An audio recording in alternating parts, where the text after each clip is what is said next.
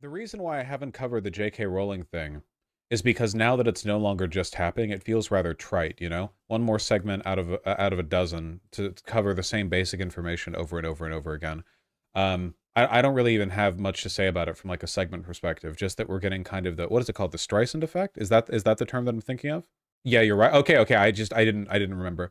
About what, 4 or 5 days ago, so in the UK, here, beep. In the UK, they don't have free speech. Like, kind of seriously. If you listen to edgy podcasters who are based in the United Kingdom, they have to censor or qualify a lot of their statements. Basically, it's very easy for people to do free speech slap suits, where if you say anything mean about a person, a wealthy person can just like slap you down. You know, stop doing that, meh, because they have the money. They might even be a billionaire, you know, and they can keep you from saying mean stuff about them. Anyway, J.K. Rowling, I'm an American, so I can say what I want. J.K. Rowling has been doing genocide denial by actively denying the idea that the Nazis targeted trans people. The reason she's doing this is because, A, she doesn't want it to be obvious how similar her positions are to the Nazis on trans people. They're pretty damn similar, right? Like, like prescriptively, they're pretty damn similar.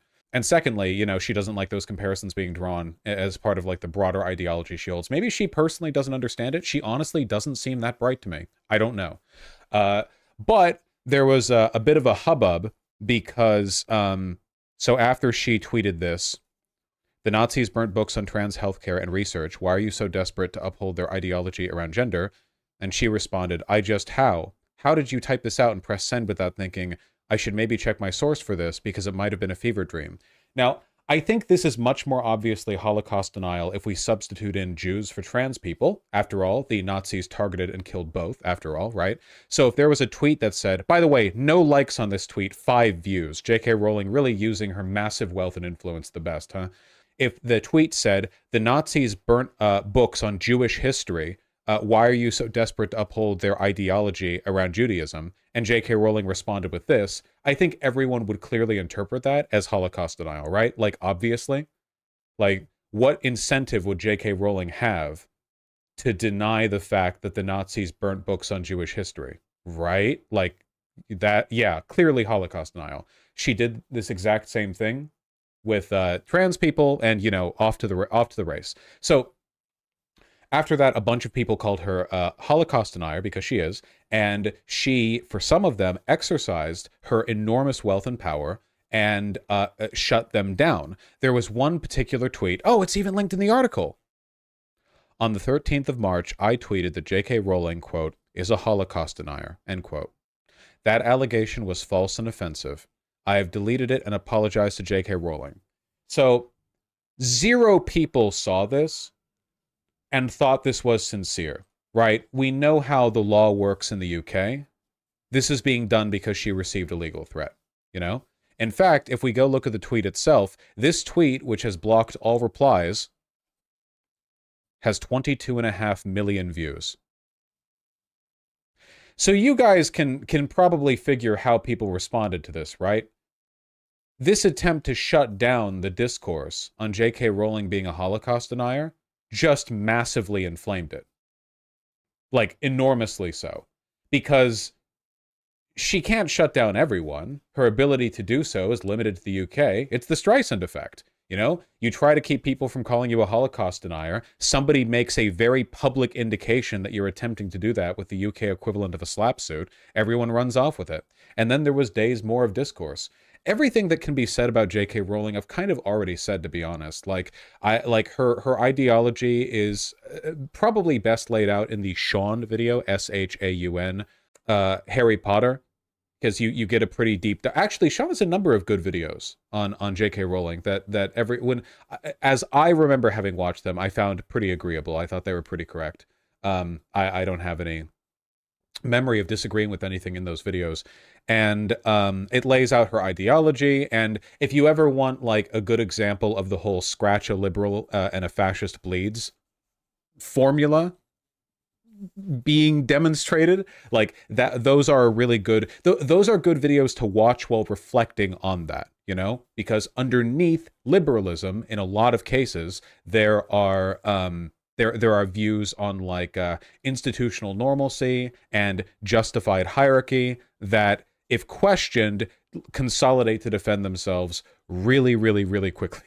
And I think that's in large part what we're seeing here, in addition to all the other turfery nonsense. And, you know, we've gone over J.K. Rowling so many times. So many people have. I think that's kind of the point, right? Nobody reads J.K. Rowling's books anymore. Like, nobody reads her Galbraith books. The the book that she wrote, taking on the pen name of, what was it? The guy who invented conversion therapy? Was that the person that I'm thinking of? Robert Galbraith? Yeah. Well, let me. No matter how many times I repeat it, it's still so insane to me that it's like, yeah, here we go. Robert Galbraith Heath.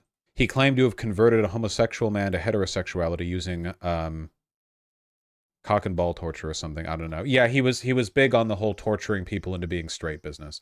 So J.K. Rowling has said that's a coincidence, which that she would choose this pen name, that she would write under a male pen name and choose this name. She said it's a coincidence. You can believe her if you want, whatever. But nobody reads those books, like, at all. Seriously. You can take a look at their sales figures. Didn't she originally write them under that pen name without announcing that she was J.K. Rowling, and they didn't take off until after she announced it? They weren't doing well in their own merits, that's for sure. And even now, there's just not much engagement. When was the last time you heard anybody talk about these books in any context other than, look at how this makes J.K. Rowling look bad? I'm serious. Like, have you ever seen a person errantly on social media refer to a character or an event in it? Like, we're talking about one of the most successful authors of all time, a billionaire for her writing, not a peep on any of these books. Yeah. I straight up didn't know she'd written any other books, Lamau. I've heard they're trash. But I'm not going to read them to investigate that, of course, and I'm not much of a reader anyway, so I'm probably a bad judge of book character. Yeah, but, you know, I just... It goes along with the Holocaust denier thing, right? J.K. Rowling's association with Harry Potter is now forever going to be thought of as a kind of, like, tenuous thing. More people watch the movies, I believe, if I'm not mistaken. I could be wrong on that, but I remember reading that at some point, than read the books. So for a lot of people, the direct association they make to Harry Potter is not J.K. Rowling and her writing, but rather the actors who played the main three, right? Oh, God. The guys, the squad. Okay. You remember Ron, Hermione, and Harry, the Daniel Radcliffe, Emma Watson, of course. I don't know the name of the third one. Rupert Grint. Okay, right. People see those faces, they think of Harry Potter. I'm not a big Harry Potter fan. Don't come after me. You know, in the book in the YouTube video that Sean did on Harry Potter, he also talks about all the differences between the movie and the books. Like, most notably, the whole Hermione elf slavery bit, you know. But there was a lot of stuff that got left out, like a lot of the meanness. And I think people remember the movies, like, more whimsically and more fondly than they do the books, in large part because of stuff like that. I can say personally, when I was young, because I was young at the time, and my parents got them for me, I read the Harry Potter books. I read all but the last one, I think. I know I read the Cursed Print, Half-Blood Prince, and the... Yeah, I know I read that one. I don't know if I read anything past that. I mean, I was a kid. I liked them, you know. And I watched the movies, and I remember liking some of the movies, too, at least when I was younger. And that's the memory that I have now. I don't think people are going to remember J.K. Rowling for very much besides this, you know? She's decided to become a very active advocate for a hate movement in such a transparent and aggressive way, too. I mean, Holocaust denial? Jesus. She can't even do that classically British thing where she just, like, asks questions and has concerns. She did that for the first, like, year and a half, but after that, it's all been, like, Heil Hitler from her, you know? I don't know. That too, Muck, yeah. Imagine being a billionaire and this is how you spend your time. Yeah, no, it's genuinely quite sad. I think that in addition to Elon Musk are maybe the best examples we have of how miserable being hateful makes you. In fairness, Elon Musk always seems to have been miserable because he's stupid and a or a narcissist and a megalomaniac, you know? So maybe he was predestined for misery. But the hate movement thing doesn't really serve to their interest much either. Like, nobody benefits from this. It's a sickness. I really do think it is. It's a sickness of the mind.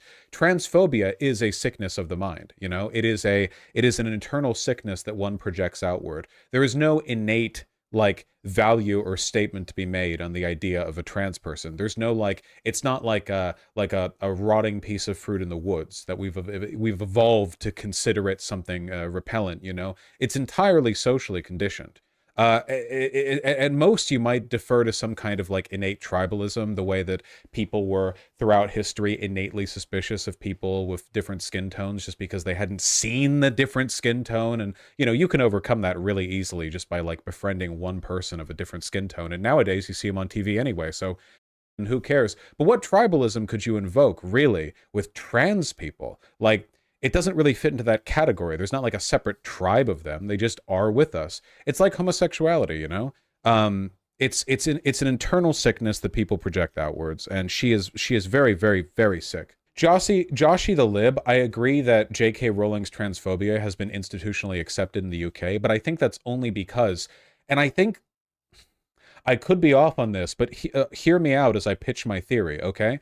The UK is a dead country and an empire that has declined to non-existence. I think one of the reasons why transphobia is so big at the upper levels of the UK, in their politics, in their media, is because of J.K. Rowling.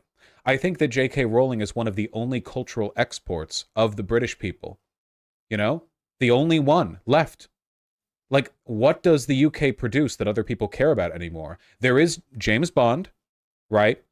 But even that's tenuous, you know, like James Bond is absolutely a British cultural product. Doctor Who, okay, I'll take Doctor Who. I've never cared much for Doctor Who personally, but for sure. And you know what? And I think that the British aristocracy care quite a bit about Doctor Who, don't they? And about James Bond. You know, there's quite a lot of like cultural management there, I think. Like there's a lot of pride. The same way that Canada makes an effort to produce some of its own TV rather than just ripping off our airwaves all the time, you know? I think it's natural for a government to want to rep things that are made in that country. I think that's pretty normal. It seems to happen everywhere. There's just kind of innate like tribalism to that sort of national pride. All the big British actors just end up coming over here and putting on an American accent in our movies. Well, we have Hollywood. Yes, we have Hollywood. That is true. I think that in terms of living, breathing, active advocates that people care about, J.K. Rowling is one of the biggest, or was one of the largest at least, that the UK had to boast. And I think that her transphobia shaped the direction the government went in quite a bit. I think that her wealth and her power were a kind of like a guideline in a way that sort of like gave them the feeling that they were all in on this. I don't think that's the only factor. I just think that's part of it. Either way, that's just in the UK. It's not the case anymore. I thought great man theory was wrong. Well, I think the material forces still explain this, but there are some people who make, you know, bigger wakes in history than others, of course.